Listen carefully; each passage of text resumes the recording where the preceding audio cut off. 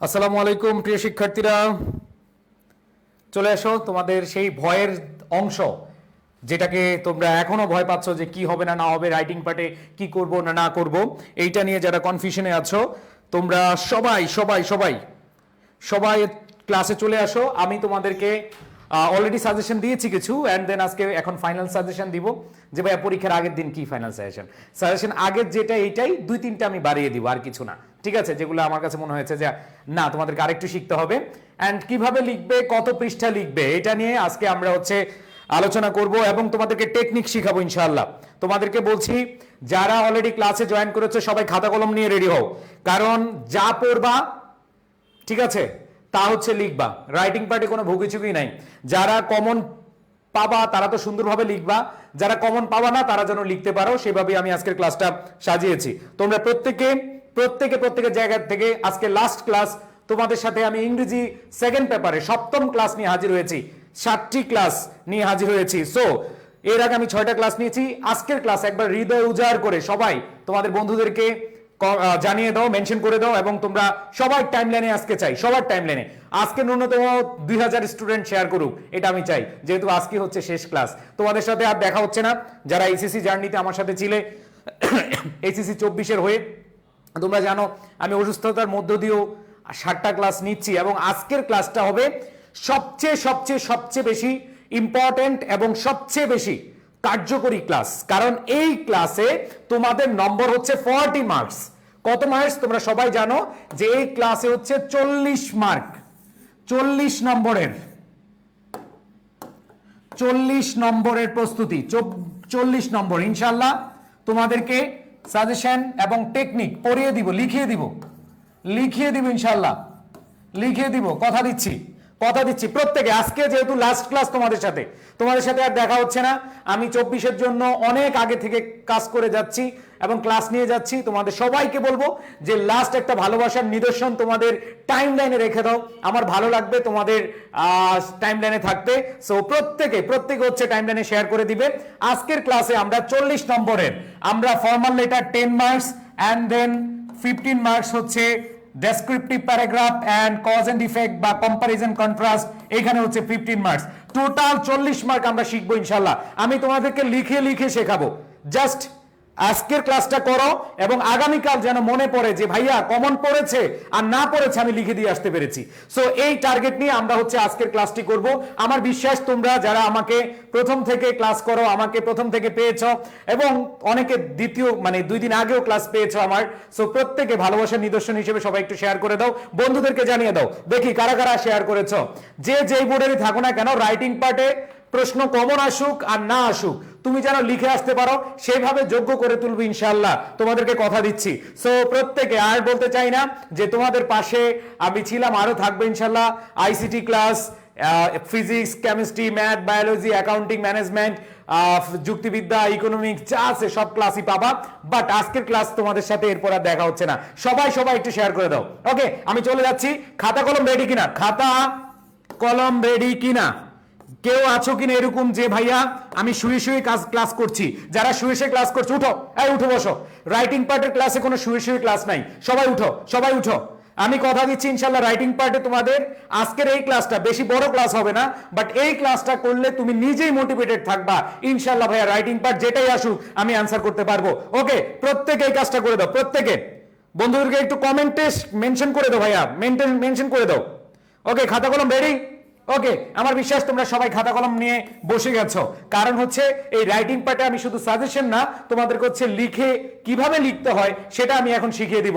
So প্রত্যেকে যে কাজটা করবা সেটা তোমাদের খাতা কলম নিয়ে বসবা, এবং আমি তোমাদের বলছি ইনশাআল্লাহ 40 মার্কের যে প্রস্তুতি, এই 40 মার্কের প্রস্তুতি একেবারে A to Z আমাদের কমপ্লিট হবে। আমি দেখতে পাচ্ছি আমাদের অলরেডি অনেক স্টুডেন্ট চলে এসেছে, সবাই একটু শেয়ার করবে এই প্রত্যাশা রাখি। ওকে, সো আমি চলে যাচ্ছি। আমাদের প্রশ্ন প্যাটার্ন কেমন হবে? আচ্ছা, আরেকটা বিষয়, কিভাবে লিখবে, কত পৃষ্ঠা লিখবে সেটা আলোচনা করব ক্লাসের শেষের দিকে। বাট আমি তোমাদেরকে এখন যে কাজটা করতে বলবো সেটা তোমরা সবাই আমার সাথে একটু মনোযোগ দিবে এবং লিখবে, ঠিক আছে? ওকে, ওকে, সো আমরা তাহলে চলে যাচ্ছি আমাদের মেইন আলোচনায়। দেখো আমাদের কম্পোজিশন পার্ট বা রাইটিং পার্ট, এখানে যেভাবে প্রশ্নগুলো আসে তোমরা একটু খেয়াল করে দেখো কিভাবে প্রশ্ন আসে। আমি আবার বলছি, তোমাদের ইংলিশ সেকেন্ড পেপারের সেরা একটা কার্যকরী একটা ক্লাস করতে যাচ্ছ, প্রত্যেকে মনোযোগ দাও, খাতা কলম নিয়ে বসো, সাথে একটু শেয়ার করে দাও প্লিজ। আর বলবো না, আর বলার মানুষ নাই তোমাদের যে ভাইয়া খালি শেয়ার করতে বলেন, মিস করবো আমাকে অনেক ইনশাআল্লাহ। সো আমি 24 বছরের জন্য অনেক অনেক অনেক কন্টেন্ট বানিয়েছি, অনেক ক্লাস নিয়েছি, তোমাদের প্রতি আমার ইমোশন আছে, আবেগ আছে, সেই প্রত্যাশা রেখেই তোমাদেরকে বলছি ইনশাআল্লাহ ভালো কিছু হতে যাচ্ছে। দেখো, suppose you are student of X college, now write an application. এই অ্যাপ্লিকেশন মানে হচ্ছে formal letter, your principal to establish debating club in the college. Okay, so তোমাদেরকে আমি বলেছি ফর্মাল লেটারের ক্ষেত্রে কি কি ধরনের প্রশ্ন আসতে পারে, কিভাবে তোমরা হচ্ছে লিখবা, একটা ফরম্যাট আমি দিয়েছি। বাট আজকের ক্লাসে আমি তোমাদেরকে যে কাজটা করাবো সেটা হচ্ছে, আজকের ক্লাসে আমি লেখা শেখাবো, তুমি লেখা শিখবে। কোনটা? অ্যাপ্লিকেশন না, অলরেডি অ্যাপ্লিকেশন সবাই পারো, এই অ্যাপ্লিকেশন ফর্মাল লেটার সবাই পারো। আমি আগের ক্লাসে ফর্মাল লেটার পড়িয়েছি, বলছিলাম ওইভাবে লিখলে ইনশাআল্লাহ 10-এ 8-9 পাবা। এখন আজকে আমার মিশন হচ্ছে এই দুইটা জিনিস, এই প্যারাগ্রাফে 30 মার্কস। আসো ভাইয়ারা, এই প্যারাগ্রাফে 30 মার্কস আমরা কিভাবে এনশিওর করব সেটাই আমরা আজকে দেখব। কথা দিচ্ছি যারা শেষ পর্যন্ত থাকবা, অনেক বড় ক্লাস হবে না, এই লাস্ট দিন, পরীক্ষার আগের দিন সবচেয়ে কার্যকরী একটা ক্লাস করতে যাচ্ছ। সো খাতা কলম আশা করি রেডি আছে। দেখো প্রশ্নটা একটু পড়ো। তোমরা অনেকেই প্রশ্ন করেছে ভাইয়া কত পেজ লিখবো। ভাইয়া এখানে বলা আছে, দেখো, write a paragraph about the benefits of early rising by using listing style within 200 words. আমাকে একটু বলো, তোমরা যারা কলেজে পড়েছো, কলেজে যারা পড়েছো, এই ইউজিং লিস্টিং নিয়ে তোমাদের স্যাররা কি বলেছে একটু কমেন্টে জানাও। ইউজিং লিস্টিং নিয়ে এই লিস্টিং স্টাইল বলতে কি বুঝিয়েছে একটু বলো, একটু কমেন্টে জানাও। সবাই কমেন্ট করবা যে লিস্টিং স্টাইল এটা তোমাদেরকে ক্লাসে কি বলেছে বা অন্য স্যাররা কি বলেছে, এটা একটু আমাকে বলো, লিস্টিং স্টাইল সম্পর্কে কি বলেছে। সবাই কমেন্ট মানে জানতে চাচ্ছি এটাই, যে লিস্টিং স্টাইল যে বলেছে এটা দ্বারা আসলে কি বলেছে। ওকে, আমি দেখতে পাচ্ছি কিছু, অনেকে বলছে ভাইয়া কিছুই বলে নাই। ওকে, নো টেনশন, আমি বলে দিব, কোনো সমস্যা নাই। দেখি আর কে বলছো, যারা কলেজে টিচাররা, টিচারের কথা শুনেছো, মনোযোগ দিয়েছো, যদি টিচার বলে থাকে এই ইউজিং লিস্টিং এটা দ্বারা আসলে কি বুঝিয়েছে। ওকে, কোনোদিন কিছু বলে নাই, ক্লাস যাই নাই। আচ্ছা, এরপর দেখো, write a paragraph describing the causes of price hike in Bangladesh and its effects within 200 words. প্রথম কথা হচ্ছে কত পেজ লিখবা। তোমাদের প্রথম প্রশ্ন হচ্ছে ভাইয়া কত পেজ লিখবো, এটা নিয়ে তোমরা অনেক টেনশন আছে। ভাই তোমার প্রশ্নে বলা আছে 200 ওয়ার্ডস, তুমি কি 500 ওয়ার্ডস লিখবা? এটা কি বাংলা দ্বিতীয় পত্র রচনা যে 20 মার্কের জন্য তুমি ধুমায়া লিখবা? 13 পেজ, 14 পেজ, 15 পেজ, 20 পেজ লিখো অনেকে। সো আমি এখানে বলছি ভাইয়া, এখানে 200 ওয়ার্ডস, এখানে 200 ওয়ার্ডস এর মধ্যে রাখবা। তুমি 500 ওয়ার্ড লিখবা না, 400 ওয়ার্ড লিখবা না, 300 ওয়ার্ড লিখবা না। 210, 5, 7, 9, 20 এরকম হতে পারে, বাট তুমি 300 ওয়ার্ড লিখলে যে বেশি নাম্বার পাবা এরকম না, ঠিক আছে? ওকে, ভাইয়া বলছে একটা একটা করে ভালো খারাপ দিক তুলে ধরা। আচ্ছা, তোমরা লিস্টিং বলতে কি এরকম বুঝো, একটার পর একটা লিস্টিং এরকম, নাকি একটা প্যারায় লিখতে বলেছে বলো? ওকে, তোমাদেরকে আমি বলছি, প্রথম কথা হচ্ছে, অনেক আজকে একটা ইউটিউব চ্যানেলে আমার একটা ভিডিও সামনে আসলো, ওই টিচার দেখাচ্ছে যে প্যারাগ্রাফ প্যারা করে লিখতে কি পরিমাণ আমরা ভুলের মধ্যে আছি। প্যারাগ্রাফে প্যারা নাই, এটা আমি আগে বলছি, প্যারাগ্রাফে প্যারা নাই, প্যারাগ্রাফে কোনো প্যারা দিয়ে লিখবা না। ওকে, সো মাথায় রাখবা, এখানে লিস্ট করে একটার পরে একটা প্যারাগ্রাফ দিয়ে প্যারা দিয়ে লিখবা, এই প্যারা দেওয়া যাবে না, জাস্ট এক প্যারায় লিখবা। তাহলে ভাই কত পেজ লিখবা? 200 ওয়ার্ডস এর মধ্যে লিখবা। এখন কথা হচ্ছে ভাইয়া, আমার কমন পড়লে আমি কি করব, কমন না পড়লে কি করব, সেটা নিয়ে আমি তোমাদের বলি। প্রথম কথা হচ্ছে, আমি তোমাদেরকে এখন লেখাবো, তোমরা সবাই খাতা কলম নিয়ে বসছো না? আবার বলছি, যারা পরে জয়েন করেছো সবাই একটু শেয়ার করে দাও, বন্ধুদেরকে একটু মেনশন করে দাও ভাইয়া। কারণ হচ্ছে এই ক্লাসটা তোমার অনেক উপকার হবে।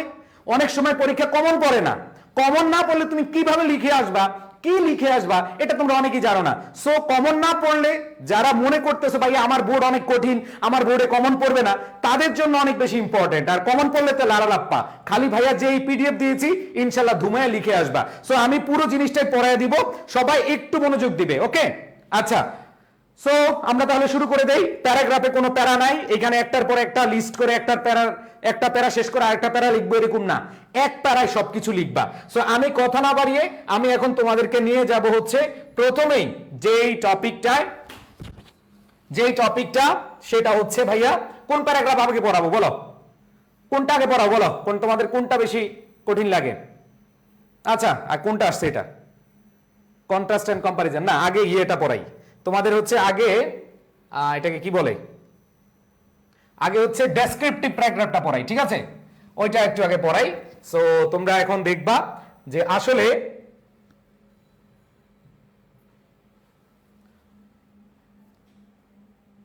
ওকে ডেসক্রিপটিভ প্যারাগ্রাফটাই তোমাদের আগে পড়াই। ওকে,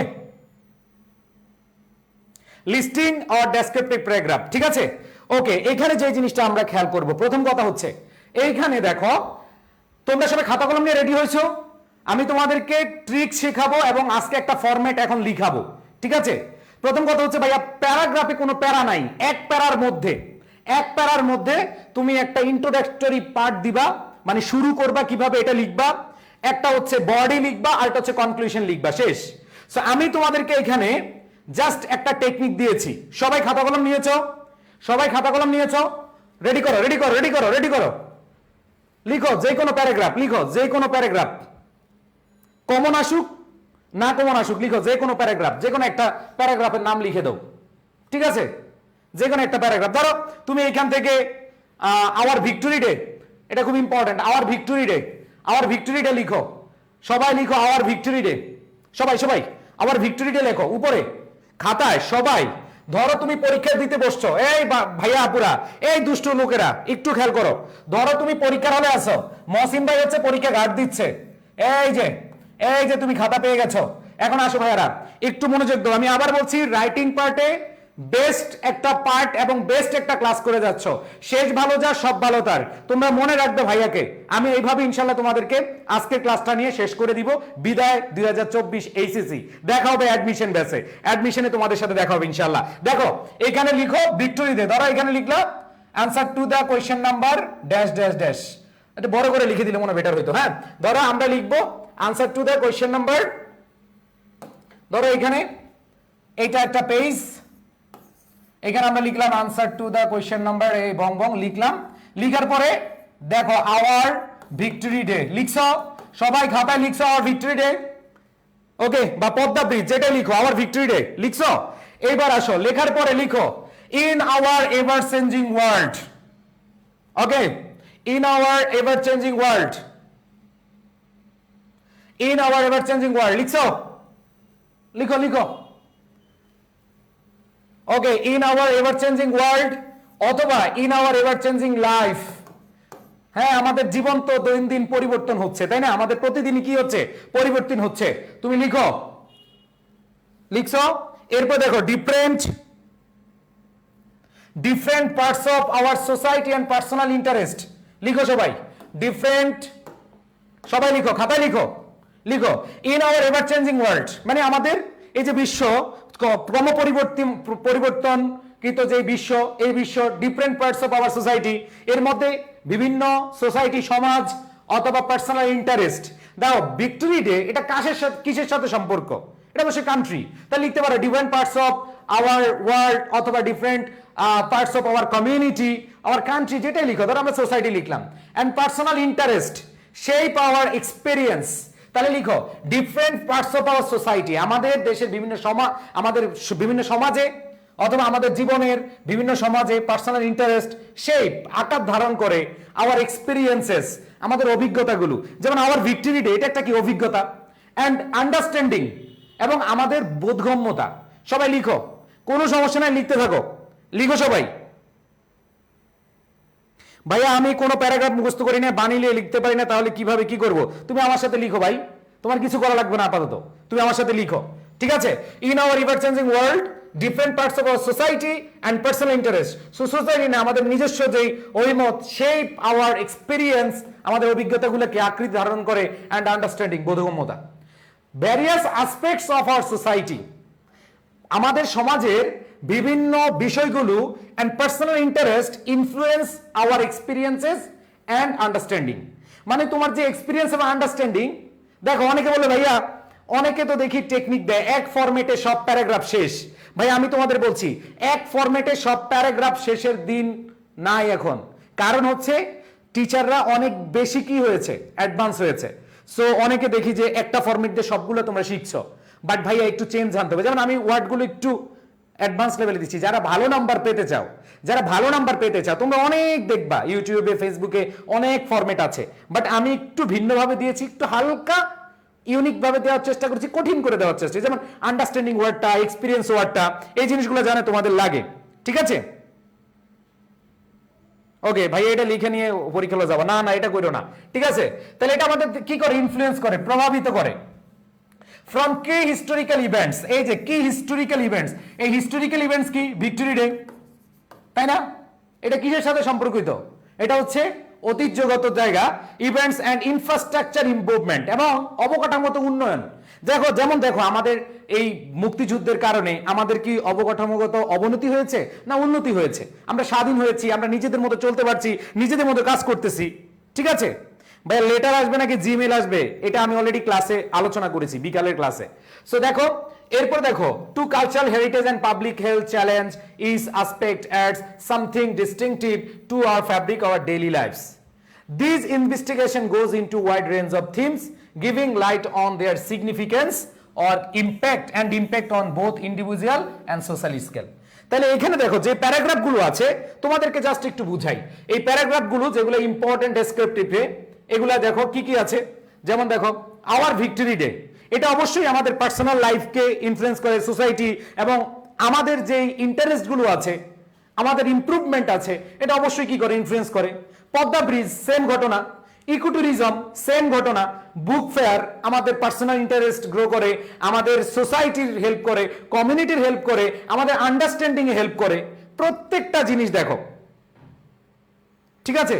দেখো metro rail, favourite person, folk music, our country, digital Bangladesh, qualities and duties of ideal student, female education, importance of learning English, dengue fever, price high, climate change, deforestation. এখানে প্রত্যেকটা জিনিস, অনেকে একজন বলছে ভাইয়া নেগেটিভ সাইড কি আসতে পারে? আরে ভাই নেগেটিভ সাইড বলতে কি, ওই এক ফরম্যাটে সব। ডেঙ্গু ফিভার এটা তো নেগেটিভ, বাট এটা কি তুমি নেগেটিভ বুঝাবা? না, এটা আমাদের বুঝাতে হবে এটা আমাদের সোশ্যাল ইম্প্যাক্ট পড়ে। ডেঙ্গু হলে কি সোশ্যাল ইম্প্যাক্ট পড়ে, পার্সোনাল ইম্প্যাক্ট পড়ে কিনা, কাল আমাদের পার্সোনাল ইম্প্যাক্ট পড়ে কিনা, পড়ে। সো কয়েকটা জিনিস আছে যে ইম্প্যাক্টগুলো তুমি লিখে আসবা, পার্সোনাল, কমিউনিটি বা সোশ্যাল, এগুলো হচ্ছে তুমি লিখবা। তারপর আবার দেখো ক্লাইমেট চেঞ্জ, এটা তো পুরো আমাদের বিশ্বে এটা আছে এবং এটা আমাদের পার্সোনাল লাইফ থেকে শুরু করে সব জায়গায় আমাদের এক্সপিরিয়েন্স আমরা পাই। এন্ড দেন দেখো ডিফরেস্টেশন, এটাও কি, এটা নেগেটিভ সাইড। তারপরে তুমি এখানে কি এটার ইম্প্যাক্টটা দিবা, কি দিবা, ইম্প্যাক্টই দিবা। কারণ কি আমরা এখানে বলেছি যে দেখো এইখানে খুব সুন্দরভাবে আমরা বলেছি এক্সপিরিয়েন্স, এই জায়গাগুলো আমাদের significant impact of both an individual social scale, এগুলো আমাদের নিজেদেরও প্রভাব পড়ে অ্যান্ড দেন পুরো সমাজের মানুষেরও কি পড়ে, প্রভাব পড়ে। সো যে কাজটা করবা এই অংশটুকু তোমরা চাইলে মুখস্থ করতে পারো বা লিখতে পারো, আশা করি সবাই লিখেছো, ঠিক আছে? ওকে ভাই, এটা একটু ডিফারেন্স আছে, এটা হচ্ছে ফাইনাল। আগে যেটা দিছি এটা সেমই, প্রায় 98% সেম, বাট এখানে আমরা তিনটা বাড়িয়ে দিয়েছি। সো এখানে একটা প্যারা মুখস্থ করবা, এটা ধরো ইন্ট্রোডাকশন দিলা। এবার আসো দ্বিতীয় ভাগে, তুমি প্যারাগ্রাফ সম্পর্কে এখন তথ্য দিবা। এখন কি দিবা, কি দিবা? ধরো যে প্যারাগ্রাফটা আসছে তোমার ভিক্টোরি ডে, এখন তুমি ভাই দিচ্ছ এক ফরম্যাটে সব প্যারাগ্রাফ। তোমাদের মধ্যে একটা ভ্রান্ত ধারণা আছে যে এক ফরম্যাটে সব প্যারাগ্রাফ দিলেই মনে হয় তুমি আনসার করে আসছো, নাম্বার অনেক বেশি পাবো। অনেক বেশি নাম্বার পাবা না, হ্যাঁ নাম্বার পাবা, কিছু মায়া করে দয়া করে তোমার কিছু নাম্বার দিবে। বাট মাথায় রাখো ভাইয়া, এইখানে যে জিনিসটা মাথায় রাখতে হবে, তোমাদের ধরো এখান থেকে যে কোনো একটা প্যারাগ্রাফ আসলো, সেইখানে তোমার ভাই কিছু ইনফরমেশন জেনে রাখতে হবে। এই যে ভিক্টোরি ডে কিভাবে, এটা আমি কিছু লাইন, স্বাভাবিকভাবে আমাদের মুখস্থ শক্তি অনেক কম। সো তোমরা যে কাজটা করবা, ভিক্টোরি ডে সম্পর্কে কয়েকটা লাইন খালি মুখস্থ করে যাবে। কয় line? 1 line, 2 line, 3 line, 4 line, 5 line, 6 line, just এই 5-6 লাইন পড়ে যাবা, মুখস্থ করার দরকার নাই। পরীক্ষার হলে যতটুকু মনে আছে ওই ততটুকুই তুমি কি মাঝখানে বসিয়ে দাও না ভাই, অথবা তুমি একটু বাসায় ভিক্টোরি ডেটা পড়ে যাও। আমি আবার বলছি, এখানে কেউ যদি ভালো মার্কস পেতে চাও তাহলে ভাইয়া এই যে ইনফরমেশন বাদ দিয়ে, ধরো এই ভিক্টোরি ডে ইনফরমেশন তুমি লিখলা না কেন? ভিক্টোরি ডে কারণ আমরা পাকিস্তানকে হারাইছি 1971 সালে, এই কথা তুমি লিখতে পারবা না ভাই। না লিখতে পারলে আমি বাংলাও করে দিয়েছি, জাস্ট একটু দেখে যাবে আজকে রাতে। এরপরে দেখো ইন্ডিপেন্ডেন্স অফ বাংলাদেশ, এটা হচ্ছে কি বাংলাদেশের স্বাধীনতা, এবং এটাতে আমরা কিভাবে আমরা সময় কাটাই, আমরা হচ্ছে পতাকা উত্তোলন করি, এটা সরকারি ছুটির দিন থাকে, বিভিন্ন জিনিস কিন্তু এখানে আছে। সো জাস্ট এখানে কয়েকটা লাইন যদি তুমি লিখে দাও, এন্ড দেন তুমি যে কাজটা করবা সেটা হচ্ছে এইখানে যে কাজটা করবা সেটা হচ্ছে কনক্লুশনে আসো। কনক্লুশনে লিখতে পারো এইভাবে যে paragraph dash can not be over stated, এটা তুমি অনেক বাড়িয়ে লিখো নাই, যে its impacts our lives in our profound ways shaping our society and contributing our collective progress. এই লাইন যদি তোমার না লিখতে মন চায় কোনো সমস্যা নাই, তুমি আরো সহজভাবে শিখে যাও। কিন্তু ভাইয়া এই যে ভেতরের যে কথাটা, এই কথাগুলো একটু রিডিং পড়ে যায় ভাই। ভিক্টোরিয়ার মধ্যে কোন কোন জিনিসগুলো তুমি লিখতে পারো, এমন না তোমার 10-15 পেজ লিখতে হবে, মাত্র 200 ওয়ার্ড লিখতে হবে। সো 200 ওয়ার্ড গুলো লেখার জন্য তোমাকে অবশ্যই প্রাসঙ্গিক কিছু লিখতে হবে, তাই না ভাইয়া? স্যার কি করবো বুঝতেছি না, ভয় লাগছে। ভাই কিচ্ছু করা লাগবে না, তুমি জাস্ট এই ফরম্যাটটা একটু পড়ে যাও, লিখে যাও, তোমাদেরকে বলছিলাম লিখার জন্য। এবার আসো, এই যে এইখানে কোনো প্যারা লিখবা না, এক প্যারায় শেষ। প্যারাগ্রাফ এক প্যারায় লিখবা, কোনো প্যারা প্যারা আকারে লিখবা না। আবার বলছি, কোনো প্যারাগ্রাফে প্যারা করে লিখবে না ভাইয়া, মুখস্থ হয় না। কেন মুখস্থ করবা ভাই? তুমি জাস্ট ঘটনাগুলো মনে রাখো। এটা হচ্ছে কি করেছে বাংলাদেশ 1971 সালে হারিয়েছে, এবং এটা আমরা কি করি, আমরা প্রত্যেক বছর আমরা এই দিনে আমরা এটা পালন করি। সো তুমি জাস্ট রিডিং পড়ে যাও ভাই, পরীক্ষার হলে মনে থাকবে না। ধরো আমি আমার লাইফে মাত্র একটা প্যারাগ্রাফ মুখস্থ করেছি, কম্পোজিশন মুখস্থ করেছি, আর সব বানিয়ে লিখছি। কিভাবে? জাস্ট হচ্ছে ওই পয়েন্টগুলো মনে রাখতাম, কয়েকটা পয়েন্ট। এরপর এখন বলে ভাই আপনার তো ফ্রি হ্যান্ড রাইটিং ভালো, এই জন্য আপনি লিখতে পেরেছেন। আরে ভাই এই জন্যই তো তোমাদেরকে একটা চোরা টেকনিক দিছি, যে এই ফরম্যাটটা মোটামুটি লিখে দিয়ে আসবা, একটু চেঞ্জ করা, সবাই একই রকম লিখো না। আবার অনেকে বলবে যে ভাইয়া যা আছে সব তুলে দিয়েছি, না, যা আসে তুলে দিবা না। ওকে, সো এইখানে যে জিনিসটা করবা, যে কোনোভাবেই এক ফরম্যাটে সব লিখবা না। এখানে আমি দেখো ভিক্টোরি ডে তোমাদের লিখে দিলাম, এরপরে আসো বাংলাও করে দিয়েছি যাতে করে তোমাদের সহজ হয়। এবার আসো multipurpose bridge, Padma bridge, and Padma bridge. অনেকেই তোমরা যে কাজটা করো ভাই, সব একই রকম লিখো, এক ফরম্যাটে প্যারাগ্রাফের দিন শেষ। আবার বলছি, এক ফরম্যাটে যদি সব লিখে দিয়ে আসো, পদ্মা ব্রিজে যা, ভিক্টোরি ডেতে তা, না ভাই নাম্বার পাবা না। কিন্তু এই জন্য আমি তোমাদের বলছি কষ্ট করে হলো জাস্ট তুমি মেন পয়েন্টগুলো একটু দেখে যাবা। আবার বলছি, কষ্ট হলেও মেন পয়েন্টগুলো কি করবা, দেখে যাবা। আর আমি এই পিডিএফ তোমাদেরকে একটু হালকা চেঞ্জ হয়েছে, এটা তোমাদেরকে কিন্তু একবারে শুরু থেকে দিয়ে দিয়েছি পড়ার জন্য, জাস্ট এখানে দুইটা একটা করে বাড়িয়ে দিয়েছি, আর কিছু না। সো এইখানে ভাই অনেক টিচার আছে, তুমি ধরো এক ফরম্যাটে লিখবা, ধরো আমার এই লেখাটাই সবাই লিখলা, যদি টিচার বুঝে যায় যে তুমি কি করছো, সব সেম লিখছো, তখন কিন্তু ধরা খাবা। এই জন্য তোমাদেরকে বলবো আজকে সময় আছে, জাস্ট এই যে ভেতরের যে অংশগুলো, এবং আমি তোমাদেরকে আবার প্যারাগ্রাফ আবার লিখে দিয়েছি। সো তোমরা যেই কাজটা করবো ভাইয়া, ডেসক্রিপটিভ প্যারাগ্রাফটা যেহেতু 200 ওয়ার্ড, একটু কষ্ট হলেও ধরো এখান থেকে, ধরো আমার যে টেকনিক, এখান থেকে তুমি 100টা ওয়ার্ড, এখানে আছে প্রায় কত, এখানে 100 ওয়ার্ডের বেশি আছে, 1 2 3 4 5 6 7 8 9 10 11 12, ধরো 12, 1 2 3 4 5 6 7, এখানে 150 ওয়ার্ডের মতো আছে। শুধু এই ফরম্যাটটা তুমি এখান থেকে 70-80টা নাও। এরপরে তুমি এই যে ভাইয়া এগুলো দিলাম, এগুলা থেকে তুমি হচ্ছে কি করো, এগুলা থেকে প্রত্যেকটা কিন্তু আমি পয়েন্ট আকারে দিছি যাতে করে মনে থাকে, কারণ পুরো প্যারাগ্রাফ তোমার মনে থাকবে না, এই জন্য পয়েন্ট আকারে জাস্ট পড়ে যাবা। বুঝাইতে পারছি?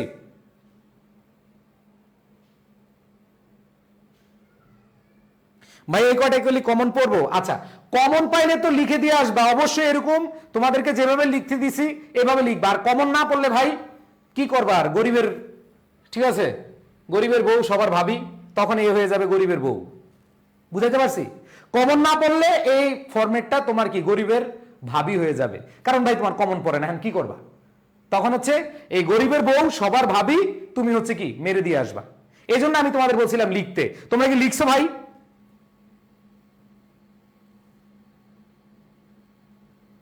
বুঝাতে পারছি? যখন দেখবা কমন পড়ে না, ইনশাল্লাহ কথা দিচ্ছি অনেকগুলোই কমন পড়বে, কারণ আমি অনেক রিসার্চ করেছি। তোমাদের এবার টেস্ট পেপার থেকে সবগুলো কলেজের প্রশ্ন দেখেছি, দেখে তারপর রিসার্চ করে মনে হয়েছে যে এগুলো ইম্পর্টেন্ট।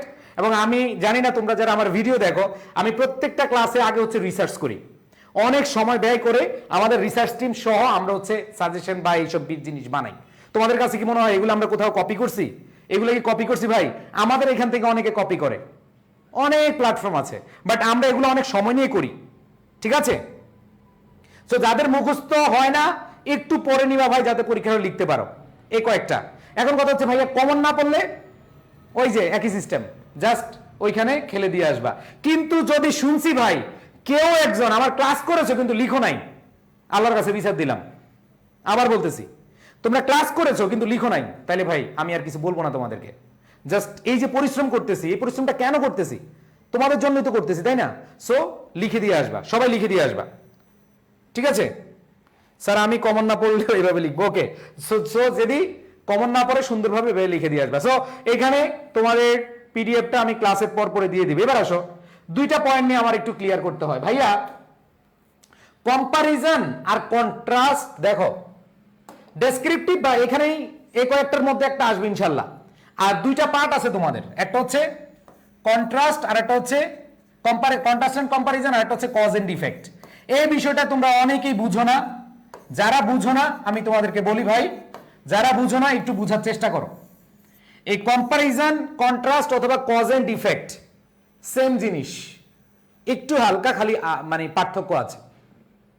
কজ এন্ড ইফেক্ট মানে হচ্ছে কারণ আর প্রতিকার,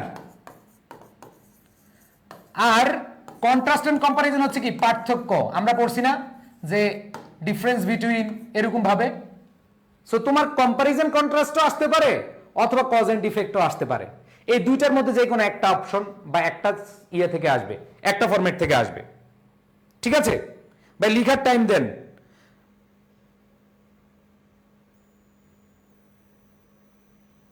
লিখার টাইম লিখা রাখবে না আপাতত, কারণ আমি পিডিএফ দিয়ে দিব।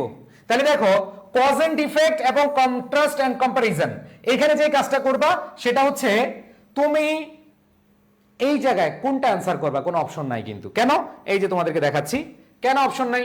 তোমাদের যে কোনো একটা আসবে, অনেকে জানেই না যে ভাইয়া কোনটা রেখে কোনটা আসবে। দেখো এই যে write a paragraph describing the causes of price hike in Bangladesh and its effects within 200 words, এটা হচ্ছে কজ এন্ড ইফেক্ট আসছে। অথবা এরকম আসতে পারে কম্পেয়ার বিটুইন অমুক তমুক, village life versus rural life, ঠিক আছে? Online education versus traditional education. So দুই ধরনের থেকে যে কোনো একটা ফরম্যাট আসবে, এমন না ভাইয়া দুইটা আসবে তুমি একটা লিখবা। বুঝাইতে পারছি? এখন এই জন্য কি করতে হবে? এই জন্য cause and effect, comparison, contrast খুবই সহজ। কেন সহজ আমি বলতেছি, কারণ আমরা সবাই পার্থক্য মনে থাকে বেশি আমাদের। এই ভালো না খারাপ? তোমাদেরকে আমি যদি বলি এই অনলাইন আর অফলাইন এডুকেশনের পার্থক্য বলো তো, তোমরা কিন্তু অলরেডি অনেকটা বলে দিতে পারবা। সো এই জন্য আমি তোমাদেরকে বলবো যে দুইটাই তোমাদের পড়তে হবে, অন্য কোনো অপশন নাই। সো এখানে একই জিনিস এক প্যারায় লিখতে হবে। ইন্ট্রোডাকশন পার্ট, বডি পার্ট, এই যে বডি শুরু করবা, এখানে আবার লিখো না। আবার বলি এখানে তোমরা আবার বডি লিখো না। অনেকে আবার এই ইন্ট্রোডাকশনও লিখবা না, বডিও লিখবা না। এই যে তোমাদের ডেসক্রিপটিভে লিখেছি, ডেসক্রিপটিভে এই যে তোমরা যারা ইয়ে করেছো প্রথম ভাগ, আবার এখানে প্রথম ভাগ লিখো না, ঠিক আছে? জাস্ট এটা তোমাদেরকে একটা ফরম্যাট দিয়েছি যাতে করে বুঝো। সো এখানে অবশ্যই এটা মাথায় রাখবা। এখন আসো কম্পারিজন এন্ড কন্ট্রাস্টের বিষয়ে। তুমি চাইলে কি করতে পারো, শুরুটা comparing different aspects of life shows the diversity of human experience. স্বাভাবিকভাবে আমরা যখন কম্পেয়ার করি তখন আমরা কই থেকে করি? হিউম্যান এক্সপিরিয়েন্স থেকে, আমাদের মানব অভিজ্ঞতা থেকে। তাহলে কি তুমি ভুল লিখছো? না, ভুল লেখো নাই। এরপরে দেখো and the unique advantages and problems. দেখো আমরা সুবিধাও পাই আবার সমস্যাও পাই। এই লাইন লিখলে যদি কেউ বলো যে ভাইয়া আমাদের কলেজে এরকম টিচার আছে যে দেখলি কাইটা দিবে, এই লাইন লেখার পরে যদি কেউ কাটে তাহলে সে প্যারাগ্রাফই জানে না। সব টিচার নাম্বার দিতে বাধ্য। কারণ কি? তুমি রিলেটেবল করতেছো। কারণ কি? ধরো তোমার সিটি লাইফ বলো, রুরাল লাইফ বলো, ভার্চুয়াল লাইফ বলো, রিয়েল লাইফ বলো, school life, college life, technical education, general education, traditional education, remote অথবা online learning, folk music, modern music, summer and winter, online, traditional, renewable, তারপর হচ্ছে energy, renewable energy, fossil fuels, books and e books, working from home, working in an office, public transport versus personal vehicles. ভাইয়া এই যে প্রত্যেকটা জিনিস তোমার কি করতে হবে? তোমার হিউম্যান এক্সপিরিয়েন্স থেকে আসতে হবে। মানুষের অভিজ্ঞতা থেকে, এবং এখানে অ্যাডভান্টেজ আছে, আবার কি আছে, প্রবলেমও আছে। এই লাইন যদি লিখছো, তোমরা খাতায় লিখতেছো, সবাই লিখো, comparing different aspects of life shows the diversity of human experiences. লিখো সবাই, সবাই একটু লিখো।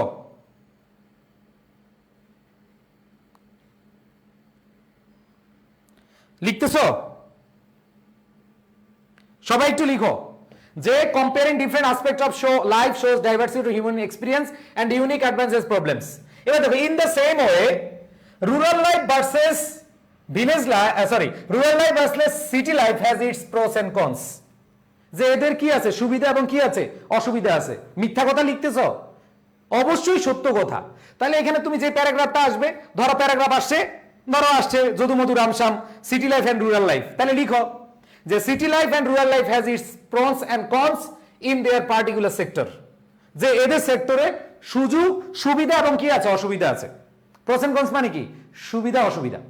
এবার দেখো, let's have a better understanding, চলো একটা ভালো বোধগম্যতা দেই অফ হাউ দিস ডিফারেন্সেস, কিভাবে এই পার্থক্যগুলো ইম্প্যাক্ট, প্রভাব ফেলে আওয়ার ডেইলি লাইফস, আমাদের দৈনন্দিন জীবনগুলোতে। ওই ভাই, কোনো আজে বাজে কথা আছে? এগুলো প্রত্যেকটা বসাও, সবগুলোর সাথে মিলবে। তোমাদের মধ্যে যদি এরকম মনে হয় যে ভাইয়া এগুলা দিলে নাম্বার দিবে না, আমি চ্যালেঞ্জ দিয়ে বলছি তুমি লিখো, তোমাকে নাম্বার দিবে। কারণ ভাই প্রত্যেকটা দেখো মিলে, তুমি যেটার সাথে লিখবে এগুলো সবকিছু কিন্তু কি মিলবে, যে আমাদের how this difference impact our daily lives, influences our decisions and reflects bigger social trends. এবং এগুলো কি সোশ্যাল ট্রেন্ডস এর মধ্যে আছে। এবার আসো দা বডি, এবার আসো তুমি ইন্ট্রোডাকশন শেষ করে, ওইখানে ইন্ট্রোডাকশন লিখবা না কিন্তু। এবার বডিতে দেখো কি আছে।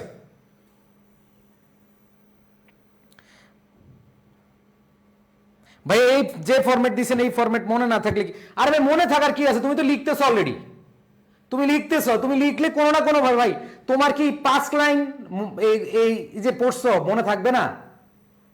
কি বলো না বলো, নাহলে ভাই তাহলে কিছু করার নাই। আসো, সো এখানে যে জিনিসটা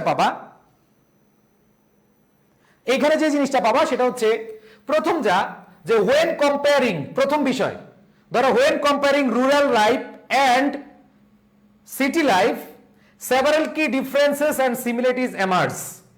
বসায় দাও, সবগুলো মিলবে। তোমরা এই যেটা করবা সেটা হচ্ছে comparison, contrast, cause and effect, যেভাবে পড়াচ্ছি এইভাবে। ডেসক্রিপটিভটা একটু তোমাদেরকে বললাম যে একটু নিজেদের থেকে কিছু লিখতে হবে। বাট এখানে দেখো তুমি প্রথম কি লিখলা, city life and rural life several কি ডিফারেন্সেস এন্ড সিমিলারিটিজ এমার্জ। এবার আসো প্রথম বিষয় লিখলা, city life is often characterized by, কিছু মৌলিক বিষয় লিখো। যে প্রথম ক্যারেক্টারাইজড বাই কি, এখন কিভাবে পাইবা, মৌলিক বিষয় কি, যে ক্যারেক্টারাইজড বাই কি হয়, এটা হচ্ছে আরবান এনভায়রনমেন্ট হয়, আরবান ক্রাউডেড হয়, নয়েজি হয়। আর on the other hand rural life is characterized by natural environment, quiet and spacious. লিখতে পারবা না ভাই? এই যে পয়েন্টগুলো আমি লিখে দিয়েছি সুন্দরভাবে। এবার আসো দ্বিতীয় লাইন কিভাবে লিখবা, দ্বিতীয় লাইন। আর এখানে অনেকেই আছো যারা কিনা চাও যে ভাই এক ফরম্যাটে সব লিখবা, নেগেটিভ পজিটিভ। ভাই যাও, অনেকে ক্লাস করাচ্ছে, দেখো আমি চ্যালেঞ্জ দিয়ে বলছি, অনলাইনে অনেকে এখন ক্লাস নিচ্ছে, ইউটিউবে অনেক ক্লাস আছে। এবং ইউটিউবে একটা টিচারের ক্লাস আমার সামনে আসলো, উনি, আমার খুব অবাক হয়ে গেলাম কিভাবে মানুষকে ভুল শিখাচ্ছে, কিভাবে মানুষকে কিছু কনফিডেন্সের সাথে প্যারাগ্রাফ শিখাচ্ছে যে এইভাবে লিখবেন। প্যারাগ্রাফ নাকি প্যারা দিয়ে লিখবে, কলেজের টিচাররা পাইলে খবর আসিল। ঠিক আছে, সো ব্যাপারটা হচ্ছে ভাই এইখান থেকে তোমার যে কাজটা করতে হবে,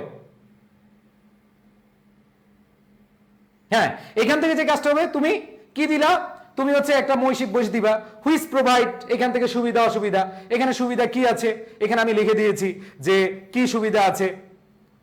এই যে সুবিধা, অ্যামনিটিস মানে কি, সুবিধা, ফ্যাসিলিটিস কি, অ্যাবান্ডেন্ট, অ্যাডভান্সড হেলথ কেয়ার থাকে, এন্টারটেইনমেন্টের ব্যবস্থা থাকে। ঠিক আছে, আর এখানে সুবিধা কি, লিমিটেড, এখানে বেশি সুবিধা না। কিন্তু গ্রামে চাইলেই কি ভালো স্কুল পাওয়া যায়, ভালো কলেজ পাওয়া যায় না, তাহলে এটা একটু কম থাকে, বেসিক ফ্যাসিলিটিস পাওয়া যায়। তো এখানে তুমি কয়েকটা সুবিধা অসুবিধা তুলে ধরবা। এখন সুবিধা অসুবিধা আমি প্রত্যেকটা পয়েন্ট আকারে লিখে দিয়েছি, এগুলো রিসার্চের ফসল, এগুলা কিন্তু চাইলেই তুমি হুট করে করে দিতে পারবা না। বুঝাইতে পারছি? ওকে, সো এখানে দেখো এখানে অপরচুনিটিস কি আছে, এমপ্লয়মেন্টের অপরচুনিটি কি, অনেক জব অপরচুনিটিস থাকে। আর এখানে অপরচুনিটিস কি থাকে, এখানে এগ্রিকালচার বেস থাকে, এখানে হচ্ছে মানুষ জব অপশন খুব কম থাকে। দেখবা গ্রামের অধিকাংশই ছেলে ফেলে বেকার, বাট ঢাকায় থাকলে কোনো না কিছু করে।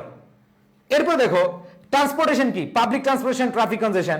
আর এখানে ধরো প্রাইভেট থাকে, আবার লেস ট্রাফিক, খুব কম যানবাহন থাকে, তাই না? এরপর দেখো যারা ভালো স্টুডেন্ট, আমি আবার বলছি, কেউ যদি এখানে থাকো কলেজের 1 থেকে 10-এর মধ্যে, তোমরা প্রত্যেকে ভাই আমি যেভাবে লিখছি ওভাবে লিখে দাও। যদি নাম্বার ভালো না পাও তাহলে আমাকে বলিও, কারণ আমি একটা বিষয় তোমাদেরকে বাদ দেই নাই, আউল ফাউল কোনো জিনিস নাই, প্রত্যেকটা পয়েন্ট ধরে ধরে দিয়েছি। এগুলো রিসার্চের ফসল, অনেক পরিশ্রমের ফসল। সো এখান থেকে তোমাদের বলবো যে কোনোভাবে মাথায় রাখবা,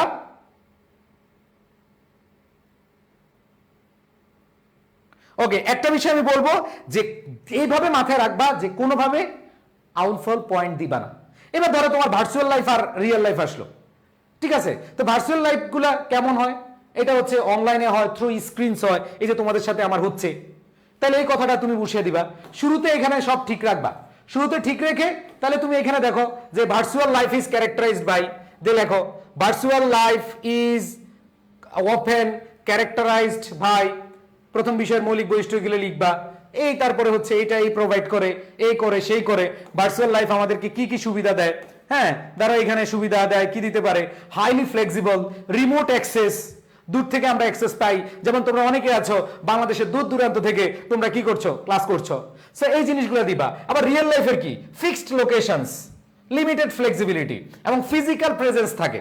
জাস্ট এই পয়েন্টগুলো সুন্দরভাবে ভাই একটু কষ্ট করে তোমরা একটু পড়ে যাবা।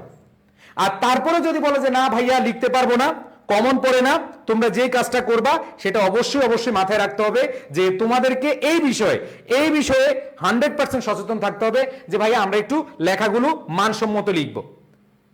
ওকে, ক্লিয়ার? সো এইখান থেকে জাস্ট কয়েকটা প্যারাগ্রাফ আছে যে সামার এবং উইন্টার যে পার্থক্যগুলো, মডার্ন মিউজিক আর ফোক মিউজিকের পার্থক্য, ট্র্যাডিশনাল এডুকেশন, রিমোট বা অনলাইন লার্নিং, তারপর হচ্ছে টেকনিক্যাল এডুকেশন, জেনারেল এডুকেশন, এগুলো আমি তোমাদেরকে একবারে ইজিলি যেন তোমরা পারো এইভাবে দিয়েছি। আগে থেকে এটা দিয়েছি, সবাই পেয়েছো না? এই পিডিএফ আমি আরো 2 দিন আগে দিয়েছি। কেন দিয়েছি? যাতে করে তোমরা আগে থেকে পড়াটা স্টার্ট করে দাও, তোমরা আগে থেকে পড়ো। কারণ আমি পরশু মেবি, হ্যাঁ, তোমাদের বাংলা দ্বিতীয় পত্র পরীক্ষার পরপরই এই পিডিএফটা প্রোভাইড করে দিয়েছি। ওকে, আচ্ছা, সো এখান থেকে ভাইয়া লিখতে পারবা কিনা আসো। তাহলে আমরা এখানে কয়েকটা ফ্যাসিলিটিস লিখলাম, এখান থেকে কয়টা লেয়ার লেখার পরে তারপরে তুমি দেখলা is presents unique opportunities and challenges.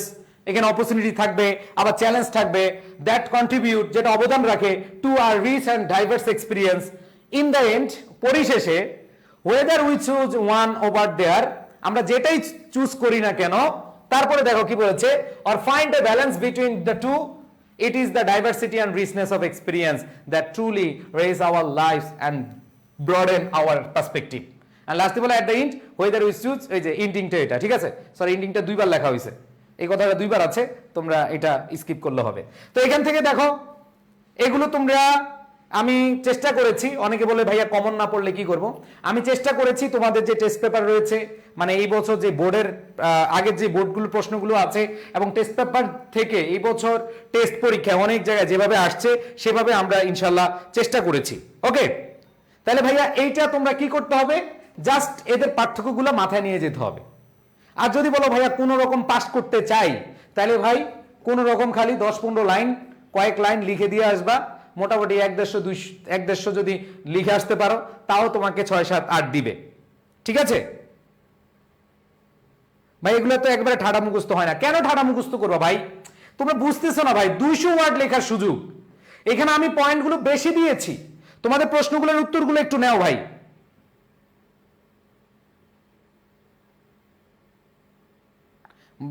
তহিদ ইসলাম তোয়া বলেছে ট্রি প্লান্টেশন আর ফেসবুক লাগবে। আচ্ছা, আসতেছি। তো দেখো সিটি লাইফ এবং লাইফ এগুলো কি সব লিখতে পারবা? এত কম, মানে এত ওয়ার্ড কি তোমার মাথায় আসবে? জাস্ট তুমি পড়ে যাও যেগুলো আসে। পাবলিক ট্রান্সপোর্ট আসতে পারে, আবার দেখো তোমার মাথায় আসতে পারে এটা এই ভার্চুয়াল থাকে, এটা অনলাইন গেমসের মধ্যে থাকে, ভার্চুয়াল মিটিংস এর মধ্যে থাকে। স্কুল লাইফে কি হাইলি স্ট্রাকচার্ড ফিক্সড শিডিউল, আমরা স্কুল লাইফে এটা এবার বসে থাকি। সো ভাই ইমেল সহজ উপায় বলেন, কে বললো? শান্তা। এই শান্তা, ইমেল বিকালে পড়াইছি ভাই, ইমেল বিকালে পড়াই দিছি, সহজ উপায় না, মাত্র একটা ফরম্যাট দিছি, এক পেজ দেখাইছি, ওইটাই সহজ উপায়। শান্তা, তুমি আগের ক্লাসটা দেখে নাও, ঠিক আছে? ওকে, সো এখান থেকে তোমাদের যে কাজটা করতে হবে সেটা হচ্ছে মাথায় রাখতে হবে প্রত্যেকটা জায়গায় এইভাবে পড়ে যাবা, সবগুলো মাথায় থাকবে না। আমি যতই তোমাদেরকে ওয়াজ করে শুনাই, যতই ভালোভাবে বুঝাই, তোমাদের কিন্তু মাথায় থাকবে না এগুলো, ঠিক আছে? সো ওইটা মাথায় রেখে তোমাদের পড়তে হবে। ভাইয়া মাঝখান থেকে একটু সরেন। আরে ভাই, এটা তো পিডিএফ দিয়ে দিব আমি তোমাদের। পিডিএফটা হচ্ছে, আবার বলছি, তোমরা আই এডুকেশন অফিসিয়াল গ্রুপ অথবা আই এডুকেশন পেজে আমি একটা পোস্ট দিয়েছি, এখন আবার দিব। তোমরা এই নতুন পিডিএফ এর সবগুলো একটু দেখে যাবা, ঠিক আছে? সো আমি মনে প্রাণে বিশ্বাস করি যে তোমরা যদি পয়েন্ট, এখানে ধরো কয়টা পয়েন্ট, 1 2 3 4, এখানে 30টার মতো পয়েন্ট আছে, তুমি 60টা মনে রাখো, 60টা। আচ্ছা 60টা লাগবে না, তুমি 5টা করে 10টা মনে রাখো, এনাফ। তুমি 200 ওয়ার্ড লেখার জন্য এনাফ। আমি কেন পয়েন্টগুলো একটু বেশি দিয়েছি, যাতে করে তোমার সুবিধা হয়, বুঝাইতে পারছি? ওকে,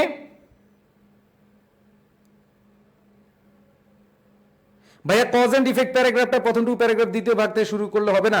আচ্ছা, কজ এন্ড ইফেক্ট আসতেছি ভাইয়া, আসতেছি। এখানে আর কোনো প্রশ্ন আছে কিনা?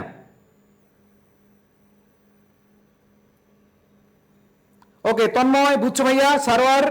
সারোয়ার কমেন্ট করেছে, নামাজে বিরতি নাই, আমরা একবার শেষ করবো, অল্প কতক্ষণ লাগবে, জাস্ট একটা টপিক আছে। ওকে, কার কোনো প্রশ্ন আছে কিনা? যদি প্রশ্ন না থাকে তাহলে আমরা চলে যাই সামনের দিকে। প্রশ্ন আছে? নাই।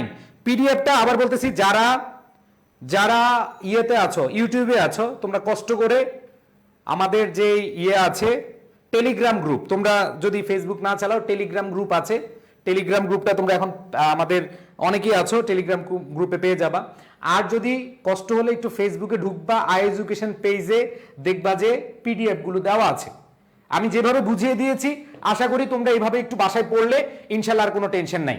এখন আসো, শুধু কি পয়েন্ট আকারে লিখে দিয়েছি? দেখো ভাই, আমি তোমাদেরকে সুন্দরভাবে এই যে comparison between different elements in of highlight just diversity of human experiences but also distinct advantage problems inherencies in the same way city and rural life have their pros and cons.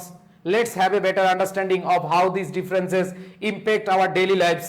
দেখো, প্রত্যেকটাতে আমি সুন্দরভাবে বাংলাও করে দিয়েছি, দেখো বাংলাও করে দিয়েছি, যাতে করে তোমাদের পড়তে সুবিধা হয়। ভাই, এতগুলো পরিশ্রম করেছি জাস্ট হচ্ছে তোমাদের জন্য। যেমন এখান থেকে লেখো যে when comparing school life and college life, several key differences and similarities emerge. School life is often characterized by structured schedules, close supervisions, foundational training. তুমি জাস্ট পিডিএফটা আমি যে বুঝিয়ে দিছি, এখন পিডিএফটা পড়ে দেখো, তুমি অনেক মজা পাবা, কারণ তোমার এই জিনিসগুলো জানা আছে। তারপর যে which provide supportive environment of growth. On the other hand, অন্যদিকে কলেজ লাইফ অফার্স, ঠিক আছে? এইখানে প্রত্যেকটা জিনিস আমি বলে দিয়েছি। ওকে, আসো। সো এখানে more independence, specialized education and a diverse social scene leading to greater personal academic development. So যেগুলো পয়েন্ট আকারে দিয়েছি, এগুলো আবার সুন্দরভাবে তোমাদের এখানে কি করেছি, দিয়েছি। যার যত্ন সহকারে একটু পড়ে যাও ভাই, সময় বেশি লাগবে না। তোমরা অনেকে বলো ভাইয়া মুখস্থ হয় না, যাদের মুখস্থ হয় না, কাদের মুখস্থ হয় না, হাত তোলো, দেখতে চাই। আজকে শেষ দিন, একটু বকাঝকা করে যাই। কাদের মুখস্থ হয় না বলো, কাদের মুখস্থ হয় না? ওকে, যাদের মুখস্থ হয় নাই তারা একটু খেয়াল করে দেখো, যাদের মুখস্থ হয় না তারা একটু খেয়াল করে দেখো, সবাই লিখো। যাদের মুখস্থ হয় না তারা লিখো। তারা হচ্ছে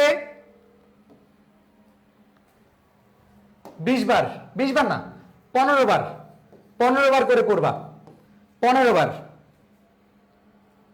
যাদের মুখস্থ হয় না 15 বার পড়বা, যাও, বেশি না, বেশি দিলাম না, 15 বার। আর একই পড়া, প্রত্যেকটাতে আমি এমন ভাবে সাজিয়ে দিয়েছি যাতে করে তোমরা বাংলা অর্থ সহকারে কি পড়তে পারো। বুঝাইতে পারছি ভাই? এর চেয়ে ভালোভাবে আমার মনে হয় না যে তোমরা কোথাও গুছিয়ে পাবা। জাস্ট এই লাস্ট সময় দেখে যাও। আর পিডিএফ আমি আগে থেকে দিয়েছি, যারা পড়েছো তাদের জন্য একবার ইজি।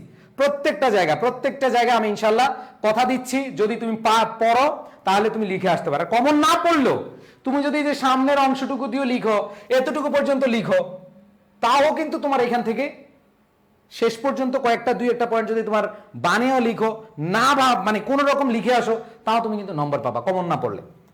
এখন অনেকে বলে যে ভাইয়া এইভাবে লিখলে অনেক টিচার নাম্বার দেয় না। আরে ভাই, এইভাবে কেউ কি দেখছে? এরকম আছে?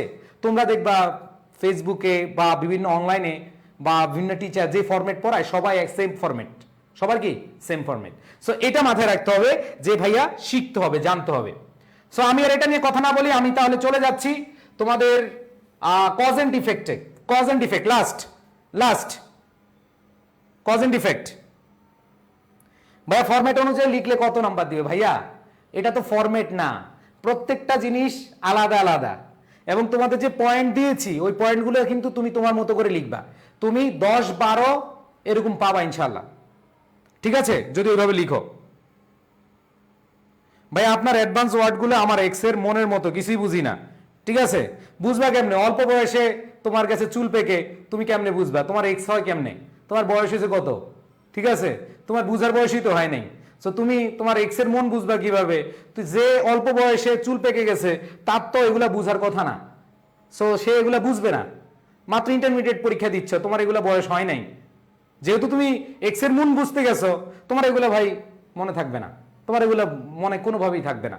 সো এটা তোমার দোষ না ভাই, এটা তোমার মনের দোষ। তুমি কম বয়সে গেছো গা, হ্যাঁ, চুল না পাকতেই তোমার হয়ে গেছে এক্স, এই জন্য তোমার প্রবলেম। বুঝাইতে পারছি? যারা এরকম উল্টাপাল্টা কমেন্ট করো এদেরকে একবারে পুরা ন্যাংটা বানিয়ে ছেড়ে দিতে ইচ্ছে হয়। লাস্ট ক্লাসও বকাঝকা করতে হইলো। যাক আসো, এই সামার এবং উইন্টার থাকলে তুমি এগুলা ক্যারেক্টারাইজ বাই কি হবে সেগুলা সুন্দরভাবে লিখে দিবা, ঠিক আছে? ওকে আচ্ছা, সো আমি আর এটা নিয়ে কথা বলছি না, আমরা চলে যাচ্ছি কজ এন্ড ইফেক্টে। আচ্ছা, কজ এন্ড ইফেক্টে যাওয়ার আগে তোমাদের ফর্মাল লেটারে ভাইয়া এই যে কলেজের রিলেটেড যেগুলা, library, common room, multimedia, sound system, ঠিক আছে, ল্যাঙ্গুয়েজ ক্লাব, ইনক্রিজিং কম্পিউটার, এগুলো খুবই ইম্পর্টেন্ট। সো ভাইয়া লাস্ট বারের মতো একটু দেখে যাও, এটা অল্প কয়েকটা পেজ, এবং ফর্মাল লেটারে সবার টার্গেট থাকবে 8, একবার মিনিমাম 8, তাহলে তুমি ভালো নাম্বার তুলতে পারবা। কারণ এটা তুমি যদি ফরম্যাটটা ঠিক দাও, ভাই পিডিএফটা দিচ্ছি ভাই, ক্লাসটা শেষের সাথে সাথে দিয়ে দিচ্ছি, ঠিক আছে? সো এটা আমি অলরেডি পড়ায়ও দিছি তোমাদেরকে, এটা আর আমি কথা বলতে যাচ্ছি না, আমরা চলে যাচ্ছি লাস্ট কজ এন্ড ইফেক্টে আমরা চলে যাচ্ছি। ওকে,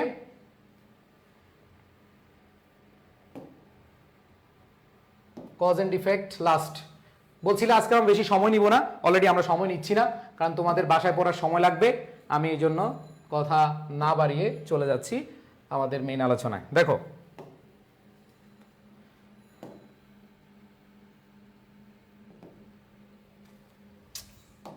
ওকে, শেষ কজ এন্ড ইফেক্টটা দেখো, ফরম্যাটটা এখানে দিয়ে দিলাম। এখানে দেখো কজ এন্ড ইফেক্ট, ডোরি সিস্টেমের কজ কারণ কি, ইফেক্ট কি, প্রিভেনশন কি, এই জিনিসগুলো তোমার জানতে হবে। এবং সবার আগে তোমাকে যে জিনিসটা খেয়াল করতে হবে ভাইয়া, এইখানে আমি জাস্ট পয়েন্টগুলো তোমাদের সুন্দরভাবে লিখে দিয়েছি যে কোনগুলো কজ, কোনগুলো ইফেক্ট, এগুলো, ঠিক আছে? সো টেকনিকটা একটু খেয়াল করো, এটা হচ্ছে টেকনিক, টেকনিকটা একটু বুঝিয়ে দেই।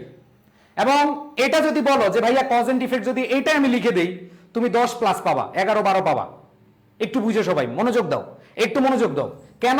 কারণ এইখানে আমি কিন্তু তোমাদেরকে এমন ভাবে পড়াচ্ছি না যে ভাই এক ফরম্যাটে সব।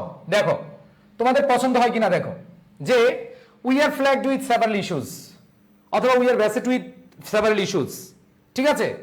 নেম অফ দ্য ইস্যু, ধরো তুমি কি লিখবা, ধরো কোনটা লিখবো, ধরো আর্লি ম্যারেজ, আমরা কি লিখলাম? Early marriage looks to be one of the most prevalent in recent days. It is an enormous concern. This topic has become a major worry around the world অথবা in our country. এখানে দুইটা option আছে, তুমি কি around the world লিখবা নাকি in our country লিখবা, এটা ডিপেন্ড করতেছে কোনটা আসছে। যেমন আর্লি ম্যারেজ, অন্য দেশে কিন্তু আর্লি ম্যারেজ হয় না, তো সেক্ষেত্রে ইন দ্য ওয়ার্ল্ড লিখবা না, তখন লিখবা কি ইন আওয়ার কান্ট্রি। ধরো ক্লাইমেট চেঞ্জ আসলে তখন কি লিখবা in the world, around the world. আমি কি বুঝাইতে পারছি ভাই? দেখো সবাই একটু লিখো, দরকার হয় খাতায় লিখে ফেলো আমার কথার সাথে সাথে, তাহলে তোমার পড়া হয়ে যাবে। আর সবাই যে কাজটা করবা, এই পিডিএফ পাওয়ার পরে ন্যূনতম একবার লিখবা ফরম্যাটটা, জাস্ট ফরম্যাটটা, এবং এরপরে পয়েন্টগুলো লিখতে পারলে ভালো। সময় পাবা কিনা আমি দিয়ে দিচ্ছি সময়, তাড়াতাড়ি শেষ করে, ঠিক আছে? ভাই পিডিএফ একটু চেঞ্জ হয়েছে মনে হয়, একটু চেঞ্জ হয়েছে। ওকে, আচ্ছা। একজন বলছে ভাই সব ক্ষেত্রে সো আর ভেরি দিলে কি হবে? আরে ভাই তুমি গেছো ইন্টেন্সিফায়ারের ব্যবহার। আচ্ছা ওইটা ক্লাসে দেখো, সব ক্ষেত্রে আর দিবা না তো, ইন্টেন্সিফায়ার ওই কয়টা যেগুলো মিলে ইন্টেন্সিফায়ার হিসেবে দিবা। আচ্ছা ওই টপিকে গেলে তোমাদের মাথা ঘুরাবে এখন। This situation is growing more urgent by the day, it causes additional difficulties, however it is anticipated for everyone, there are several causes. এই যে আগে কজেস লিখবা, তো কজেস গুলো কি কি হতে পারে? এখানে কজেস গুলো আর্লি ম্যারেজের বা যেইটাই থাকুক, এই কজেস গুলো তুমি একটা একটা করে লিখবা। যেমন তুমি লিখবা কজ 1, কজ 2 বা রিজন 2। এখন এগুলো কই পাবা ভাই? এই যে কজ 1, কজ 2 এগুলো কই পাবা? সুন্দরভাবে লিখে দিয়েছি দেখো কি কি কারণ, কারণগুলো আমি লিখে দিয়েছি দেখো এইখানে। আর্লি ম্যারেজের কারণগুলো কি কি? Social norms and traditions, gender inequality, greed, তারপর দেখো pressure from in laws, legal ambiguity, lack of education, এগুলো হচ্ছে কারণ। আর এটার ইফেক্ট কি কি পড়ে? Financial distance on families. ভাইয়া ইন্ট্রো আর ইফেক্ট খুব কষ্ট করে মুখস্থ করেছি, ইনশাল্লাহ তুমি জাস্ট এই ফরম্যাটগুলো যদি একটু পড়ে যাও, এই যে আর্লি ম্যারেজ আছে, তারপর হচ্ছে জেন্ডার ডিসক্রিমিনেশন আছে, ঠিক আছে, এগুলা জাস্ট একটু সব মুখস্থ থাকবে না তোমার। যদি দেখো এইখান থেকে তোমার যদি অল্প কিছু মুখস্থ থাকে তাও তোমার হবে কিন্তু, ঠিক আছে? যদি তোমার এইখান থেকে 30% মুখস্থ থাকে, ধরো এখানে 2টা পয়েন্ট মনে আছে, এখানে 2টা পয়েন্ট মনে আছে, প্রিভেনশনে 2টা পয়েন্ট মনে আছে, তাও তুমি ভালো নাম্বার পাবা। এই জন্য যে কাজটা করতে হবে সেটা হচ্ছে তোমাকে এগুলো থেকে ভালোভাবে পড়তে হবে।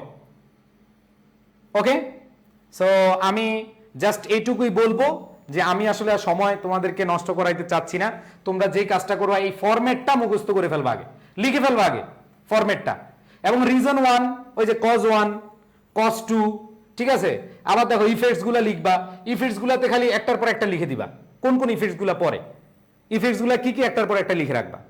আবার প্রিভেনশন গুলো কি কি জাস্ট একটার পর একটা লিখে রাখবা।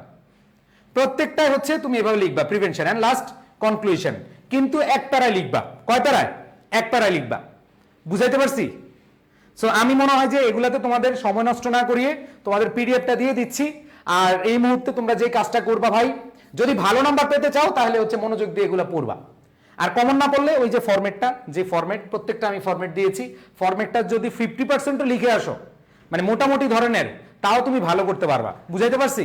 সো এখানে যে জিনিসটা মাথায় রাখতে হবে, তোমরা যে কাজটা করবা সেটা হচ্ছে এখান থেকে ভালো করে পড়বা। বুঝাইতে পারছি? ওকে, সো এখন কথা হচ্ছে ভাইয়া কিভাবে পিডিএফ পাবা আমি বলে দিচ্ছি। আজকে কয়জন? 200 জন শেয়ার করেছে, 200 জনই পাবা।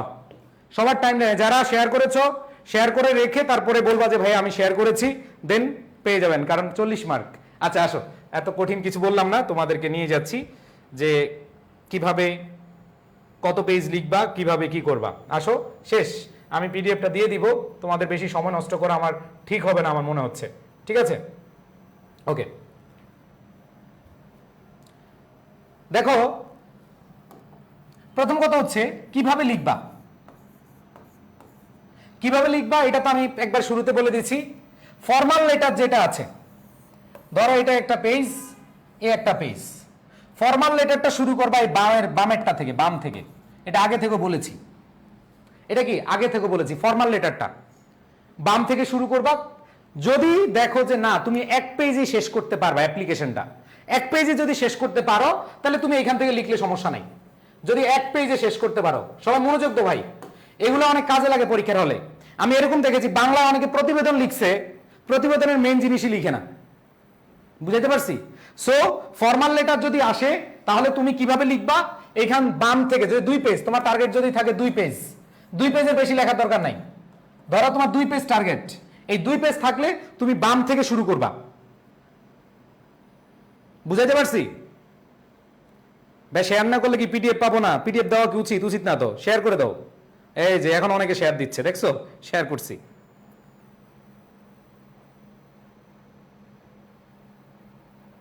ভাইয়া আপনাদের ভুল কি পরীক্ষার আগের রাতে দেন? উচিত আগে দিয়ে দাও তাহলে। এগুলো তো আগে দিয়ে দিয়েছি। আগে কে বলছে? এই কে? ভাইয়া আব্দুল মুতালিব বলেছে ভাইয়া এগুলা এখন দিয়েছেন না। ভাইয়া আব্দুল মুতালিব, আমি এগুলা 2 দিন আগে দিয়েছি। এই পিডিএফ আমি বাংলা দ্বিতীয় পত্র পরীক্ষার সাথে সাথে দিয়েছি। আর যারা আমার আগে থেকে ক্লাস করে, আমার পেইড ব্যাচের স্টুডেন্ট, এদেরকে আরো 4 মাস আগে থেকে দিয়েছি। সো তোমরা যদি ভেবে থাকো যে ভাইয়া আপনি আগের দিন এগুলা দিচ্ছেন, আগের দিন দিচ্ছি না ভাইয়া, এটা ভুল ধারণা। জিজ্ঞেস করো যারা স্টুডেন্ট আছে, এগুলোকে আমি আজকে দিচ্ছি, এগুলো সব আগের। যারা আমার আগের ইউটিউবেও ক্লাস করে, ফ্রি ক্লাস করে, তারাও এগুলো আগে পেয়ে গেছে। সো ভাইয়া এভাবে ব্লেম করিও না, না জেনে, ঠিক আছে? এগুলো আগেই তোমাদের আছে। ওকে, আমি জাস্ট বুঝানোর জন্য এগুলো তোমাদেরকে দিলাম। ওকে, সো এইটা হচ্ছে তোমার ফর্মাল লেটারের স্টেপ। এবার লিখবা। এবার আসো প্যারাগ্রাফটা। প্যারাগ্রাফ কিভাবে লিখবা? প্যারাগ্রাফ কখনো মাঝখান থেকে শুরু করবা না, মাঝখান থেকে শুরু করবা না। এটা ডান পেজ লিখো, বাম পেজ লিখো, কোনো সমস্যা নাই। ডান লিখো, বাম লিখো, কোনো সমস্যা নাই। আর এখানে যে পেজ বেশি লিখলে নাম্বার বেশি পাবা, সেটা ইম্পর্টেন্স না। ইম্পর্টেন্ট কোনটা? সেটা হচ্ছে ভাইয়া তুমি 200 ওয়ার্ড মিনিমাম লিখেছো কিনা। আবার 300 ওয়ার্ডে যাবে না, 205 কম হইলে সমস্যা নাই, 190 85 কাছাকাছি তুমি যদি মেইন কথাগুলো লিখে ফেলো তাহলে সমস্যা হবে না, ঠিক আছে? সো আমি তোমাদের বলছি এভাবে তোমরা লিখবা, এবং কত পেজ লিখবা এটার উপর ডিপেন্ড করবে না। ফর্মাল লেটার 2 পেজের মধ্যে লিখো। আর প্যারাগ্রাফ যেটা লিখবা 200 ওয়ার্ডের মধ্যে, 200-র মধ্যে যেহেতু আছে, সো 200-টার মধ্যে তোমার যেভাবে হয় সেভাবে লিখবা। এখানে বাড়ানোর দরকার নাই। যেমন এখানে দেখো যে বলা আছে উইদিন। উইদিন অর্থটা বুঝো? উইদিন মানে কি বুঝো? এই উইদিন মানে হচ্ছে মধ্যে, 200 ওয়ার্ডের মধ্যে। সো এখানে ভাই আহামরি অনেক কিছু দিবা না, অনেক বড় কিছু দিবা না। বুঝাতে পারছি ভাই? 1 মাস আগেই পাইছি, 2 দিন আগেই দেওয়া হয়েছে, অনেকে 1 মাস অনেক আগে থেকে পেয়েছো। সো যাই হোক, আমি তোমাদের কাছ থেকে আজকে বিদায় নিচ্ছি। তোমাদের সাথে আর দেখা হচ্ছে না, অ্যাডমিশনের ক্লাসে দেখা হচ্ছে। দেখো আমি তোমাদেরকে বলি, অন্য প্ল্যাটফর্মে তোমরা অনেকে ক্লাস করো, সবাই ভর্তির জন্য, যে বিশ্ববিদ্যালয়ে ভর্তি পরীক্ষার জন্য কোর্সে ভর্তি হও, কোর্সে ভর্তি হও। আমরা একবারও তোমাদেরকে বলি নাই যে আমাদের কোর্স আছে, আমাদের কোর্স আছে, আমাদের কোর্সে ভর্তি হও, বলছি একবারও? আমি ফার্স্ট পেপার এবং সেকেন্ড পেপারে মিলে প্রায় 12-13টার মতো ক্লাস নিয়েছি শুধু এই কয়েকদিনে। আমি সারা রাত জেগে স্লাইড রেডি করেছি, পিডিএফ রেডি করেছি, তারপরে ক্লাস নিয়েছি। সো আমি তোমাদেরকে বড় ভাই হিসেবে একটা কথা বলবো যে অ্যাডমিশন কোর্সে তোমাদের বাবা মার কষ্টের টাকা, হুটহাট করে কারো কাছে ভর্তি হইও না। 3টা জিনিস দেখবা, যে টিচার কেমন পড়ায়, তাদের সাকসেস রেট কেমন, তারা আসলে, হ্যাঁ অনলাইনে অনেক ভালো পড়াশোনা হয়, ইভেন অনলাইন থেকে স্টুডেন্ট অনেক চান্স পায়। এই জন্য তোমরা হচ্ছে ভালো টিচারগুলো অনলাইনে পাওয়া যায় এখন, কারণ যারা ভালো টিচার তারা অনলাইন পড়াতে স্বাচ্ছন্দ্য ফিল করে এই কারণে, কারণ অনেক সময় বাঁচে, অনেক স্টুডেন্ট পাওয়া যায়। হ্যাঁ অনেকেই আছে ভালো পড়ায়, অফলাইনে অনেক বেশি ভালো পড়ায়, আমি তাদেরকে ছোট করছি না, they are always respected by me, always আমি তাদেরকে সম্মান করি। বাট আমি বলছি অনলাইনের কল্যাণে তোমরা এই ক্লাসগুলো পাচ্ছ, এগুলো একটা ব্লেসিং, অনলাইন এডুকেশনের একটা আশীর্বাদ। সো এখান থেকে বলবো যে কোনোভাবেই যাচাই বাছাই না করে কোথাও ভর্তি হও না। যদি তোমার কাছে মনে হয় যে এই স্যারের ক্লাস ভালো লাগে, ইভেন অনেকেই তোমরা আমাদের কোর্সে ভর্তি হয়েছো, আমরা কোনো প্রলোভন দেখাই নাই, লোভ দেখাই নাই, এই কোর্সে এটা হবে সেটা হবে, এখন হইলে এটা হবে সেটা হবে, এগুলো কোনো প্রলোভন দেখাচ্ছি না। জাস্ট এটাই মাথায় রাখবা যে তোমাদের এইচএসসির পরে সবচেয়ে বড় যে জার্নিটা, সেটা হবে অ্যাডমিশন জার্নি। সো ওই জার্নিতে তোমরা প্রত্যেকে ভালোভাবে প্রস্তুতি নিবা। আর দিন শেষে একটা কথা বলবো ভাইয়া, তোমার এই রেজাল্ট, এইচএসসির রেজাল্ট 12 বছরের সাধনার একটা রেজাল্ট। শুধু তুমি না, তোমার ফ্যামিলির বাবা মা, আত্মীয় স্বজন, ছোট ভাই বোন, বড় ভাই বোন, যারা তোমার শুভাকাঙ্ক্ষী রয়েছে, ইভেন তোমার টিচার যারা রয়েছে, তারা অনেক বেশি এক্সপেক্ট করে তোমাদের কাছ থেকে। সো সবচেয়ে বড় বিষয় হচ্ছে পরীক্ষার হলে ঠান্ডা মাথায় পরীক্ষা দিবা, এবং সুন্দরভাবে একবারে ঠান্ডা মাথায় গিয়ে সুন্দরভাবে উপস্থাপন করে আসবা। মনে রাখবা তোমাদের এই জার্নিটা একটা আঁকাবাঁকা সর্পিল পথ। এখানে কোনো পরীক্ষা ভালো হবে, কোনো পরীক্ষা খারাপ হবে। ফার্স্ট পেপার ভালো হয়েছে, সেকেন্ড পেপার খারাপ হয়েছে। আমার উদাহরণ যদি আমি দেই, যে আমি ফার্স্ট পেপার ভালো করেছিলাম না, আমি সেকেন্ড পেপারে এসে কোপায়া দিছি। সো তোমাদেরকে বলছি যে তোমরা ওইভাবে চিন্তা করো যে প্রথম পত্র খারাপ হয়েছে, সেকেন্ড পেপারটা ভালোভাবে পড়ি। সো এইভাবে একটু ভালো করে প্রস্তুতি নাও। তোমাদের সাথে অনেক দিন আমার জার্নি হয়েছে, কেমন লেগেছে? যদি ভালো লাগে অবশ্যই কিছু রিভিউ তোমাদের কাছ থেকে চাই কমেন্টে বা আমাদের পেজে অথবা আমাদের গ্রুপে অথবা বিভিন্ন গ্রুপে আমরা দেখি যে তোমরা অনেকেই লেখালেখি করো। যদি ভালো লাগে অবশ্যই স্মরণে রাখবা, তোমাদের জন্য দোয়া রাখছি। আমি তোমাদেরকে বলছি কমন পড়ানোর জন্য কিছুই বলছি না, তোমাদেরকে 100% বলবো যেগুলো একটু দেখে যাও এবং গ্রামার আইটেম যেগুলো বলেছি, যেগুলো যেভাবে শিখিয়েছি এগুলো অ্যাপ্লাই করে আসো, দেখবে অনেক অনেক ভালো করবে। আর দিন শেষে তোমাদের সাথে অনেকের সাথে দেখা হচ্ছে অ্যাডমিশন জার্নিতে। আমি বেসিক্যালি অ্যাডমিশনই পড়াই, ইংরেজি অ্যাডমিশন প্রায় 12 বছর, আমার প্রায় 12 বছর পড়ছে, 11 বছর শেষের দিকে, প্রায় 1 যুগ ধরে তোমাদের সাথে অ্যাডমিশন জার্নিতে আছি। সো অ্যাডমিশন জার্নিতে যদি তোমাদের মনে হয় যে ভাই আপনাদের সাথে অ্যাডমিশন কোর্স করব, আমি আবার বলছি সরি বলবো না, তোমরা আবার ভালোভাবে যে প্রলোভন দেখাই, যদি মনে হয় যে আমাদের মেন্টরিং ডেডিকেশন ভালো, তাহলে সেই ক্ষেত্রে অবশ্যই ভর্তি হয়ে যাবা। আর দিন শেষে একটা কথাই বলবো, আবার ভর্তি হবা না, অবশ্যই আমাদের ক্লাস দেখবা, টিচার প্যানেল দেখবা, সাকসেস রেট দেখবা, কতজন চান্স পেয়েছে, মানুষ কি বলে, গত বছর যারা চান্স পেয়েছে তারা কি বলে। সো এদের কথা শুনে তারপরে যে কোনো প্ল্যাটফর্মে তুমি ভর্তি হও, কোনো সমস্যা নাই। দিন শেষে একটা কথাই বলবো, শিক্ষকের দোয়া, মায়ের দোয়া, যারা গুরুজন আছে তাদের দোয়াগুলো নিয়ে তোমরা সামনের দিনে বা সামনের রাস্তাগুলো, কঠিন রাস্তাগুলো তোমরা পাড়ি দাও। আর দিন শেষে বলবো তোমরা আমার সবার ভাই বোন এবং আমার হৃদয়ের আঙ্গিনায়, আমার কোনো ছোট ভাই বোন নাই, আমার হৃদয়ের আঙ্গিনায় যত ভালোবাসা আছে, যত দোয়া আছে তোমাদের সবার জন্য। নিঃস্বার্থে আমি ক্লাসগুলো নিয়েছি, একবার সত্যি কথা, যাতে তোমরা উপকৃত হও। আমার অন্য কোনো চাওয়া নাই, জাস্ট একটাই চাওয়া, সেটা হচ্ছে তোমরা ভালো করে পরীক্ষা দাও, ঠান্ডা মাথায় পরীক্ষা দাও, নামাজ পড়ো, যারা মুসলিম রয়েছে, যারা অন্য ধর্মাবলম্বী আছো তোমরা তোমাদের উপাসনা করো এবং সেই উপাসনায়, তোমাদের প্রার্থনায়, তোমাদের নামাজে, তোমাদের বাবা মার কাছে, তোমাদের বাবা মার প্রার্থনায় আমাকে রেখো। আমার বাবা মা নেই, আমার বাবা মারা গেছেন প্রায় 20 বছর হয়েছে, আমার মা মারা গেছেন করোনার সময়। সো সব মিলিয়ে তোমরাই আমার সব। তোমাদের বাবা মাকে বলবো আমাকে, আমার জন্য দোয়া করতে। ভালোবাসা রইল তোমাদের জন্য, সবার প্রতি অনেক অনেক শুভকামনা জানিয়ে আজকের মতো বিদায় নেওয়ার আগে কয়েকটা কমেন্ট পড়ি, ঠিক আছে? ওকে,